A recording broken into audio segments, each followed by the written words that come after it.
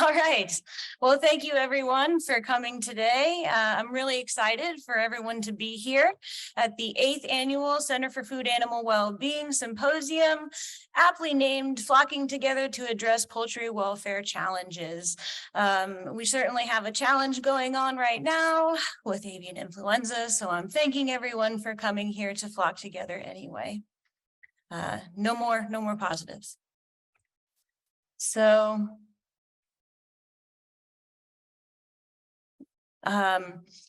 we had about 102 in-person registrants. Maybe they were waiting for the rain to stop, which it has, thankfully, to join us. And we had about 140 virtual registrants. How many do we have joining us right now? Huh? 35, that's okay. I figured about a 50%, but that really, I'm very proud of those numbers. And excited for those that will be coming and going, I think, throughout the day as their schedule allows. So we have attendees from academia, production and allied industry, and stakeholder organizations. We have quite a diverse group. And I have a question for everyone here. Who has attended this symposium in the past? Raise of hands. Very good, right. I am one of those people as well. So thank you to those who have attended in the past, and thank you to those that this is their first symposium. I'm looking forward to seeing you next year already. So just a little bit of history about the Center for Food Animal Well-Being.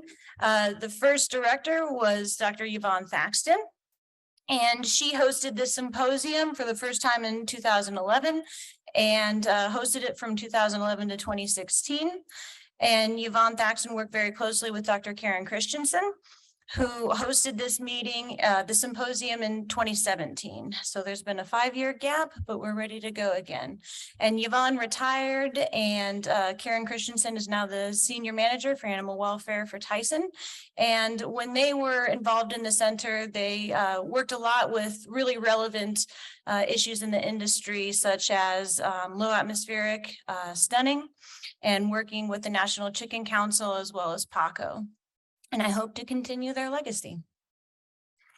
So I joined the Department of Poultry Science as an assistant professor, and also the Center for Food Animal Well-Being as the director 9 months ago, almost to the day. And boy, have we been busy. We have sponsored some events, so you can see, I guess I could use the pointer here. You can see here we hosted a symposium on environmental enrichments at the Poultry Science Association meeting. We work closely with the Poultry Extension Collaborative, of which 2 members are here as well. There's 4 of us. It's myself, Dr. Leonie Jacobs, Dr. Prafula Regmi, and Dr. Marissa Erasmus. And the only reason Marissa's not here is because she has someone she's expecting very soon. So we work together a lot, and I hope we will work together a lot in the future as well. So PACO, there's going to be a PACO training here in this room, November 8th through 9th, a broiler specific PACO training. So we're excited to co-host that.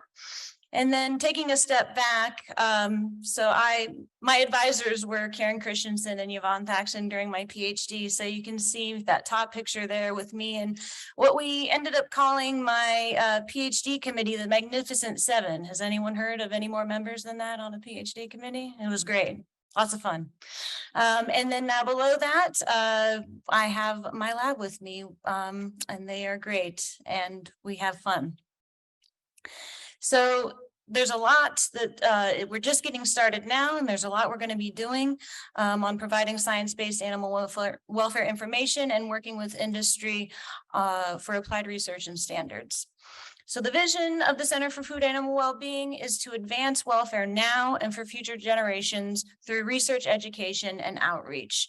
And how we're going to accomplish that is through our mission to disseminate science-based information and drive innovation towards practices and technologies that cultivate animal welfare for ethical and sustainable food systems. So really trying to promote some turnkey technologies that can be used tomorrow by the industry, but also to educate the public on where we're at and to be proud for us in agriculture with transparency. So this event wouldn't be possible without our sponsors. So I'd like to thank our sponsors, Tyson Foods and Cargill for our gold sponsorship, Cobb for silver sponsorship. And our bronze sponsors are the University's Federation for Animal Welfare, or UFAW, Pico Foods, Danisco Animal Nutrition and Health, or IFF, and Once Lighting. And probably most of you know in this room know these organizations, except maybe not UFAW. So UFAW is an organization, they're independent, and they're actually a charity that works with animal welfare scientists worldwide to promote animal welfare. They have a journal, the journal Animal Welfare, and host lovely meetings.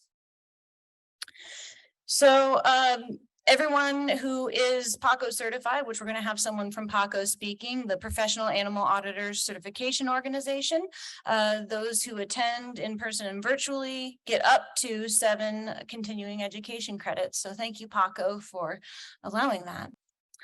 So moving on to our speakers, we all know that animal welfare is a growing, like the storm right now, concern for society at large and everyone involved. And hopefully everyone can still hear me with the rain. Today, we're bringing together multiple perspectives because animal welfare is a holistic approach. We can't just look at one of the realms, one of the pillars, one of the freedoms. It truly is a concerted effort. So today, we're going to start with some academic approaches.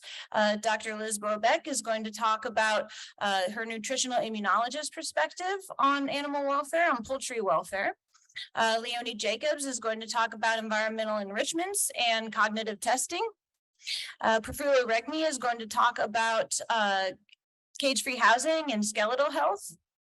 And then we're going to transition into an independent training and certification organization with PACO, with Amelia Woods, and we're going to have a fun activity. We're all going to be animal welfare experts by the end of this.